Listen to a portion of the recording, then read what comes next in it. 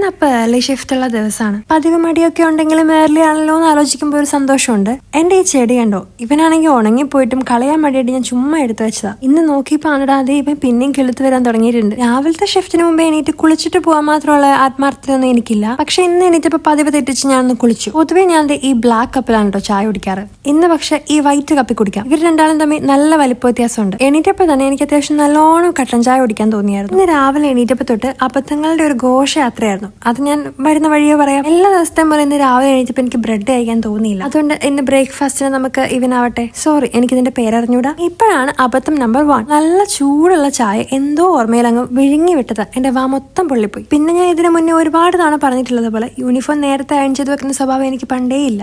അതുകൊണ്ട് തന്നെ ചായയും കുടിച്ചോണ്ടാണ് ഞാൻ യൂണിഫോം അയൺ ചെയ്യാൻ പോയത്. ഇപ്പോഴാണ് അബദ്ധം നമ്പർ 2. അയൺ ബോക്സ് എടുത്ത് തുണിയിലോട്ട് വെച്ചതേ എനിക്ക് ഓർമ്മയുള്ളൂ. അത് തുണിയിൽ പിടിച്ചു. എന്റെ ഭാഗ്യം കൊണ്ട് വലിയ കാര്യമായിട്ടൊന്നും പറ്റിയില്ല. ചായക്കപ്പ് എടുത്ത് അയൺ ടേബിളിന് മുകളിൽ വെച്ച് തേച്ചോണ്ട് തന്നെ അവിടെ എല്ലാം ചായ മറിഞ്ഞു. പിന്നെ എങ്ങനെയൊക്കെ വേഗം ഒരുങ്ങി കെട്ടി ഞാൻ ഇറങ്ങി. ഇത്രയൊക്കെ ആയപ്പോഴത്തേക്കും ഇന്നത്തെ ദിവസം എന്റെ ശരിയല്ലെന്നും ഇന്നത്തെ ഡ്യൂട്ടി എങ്ങനെ ഉണ്ടായിരിക്കുന്നു ഒരു ചെറിയ ബോധം എനിക്കുണ്ടായിരുന്നു. പിന്നെ ബാക്കി അവിടെ ചെന്നിട്ടറിയാം.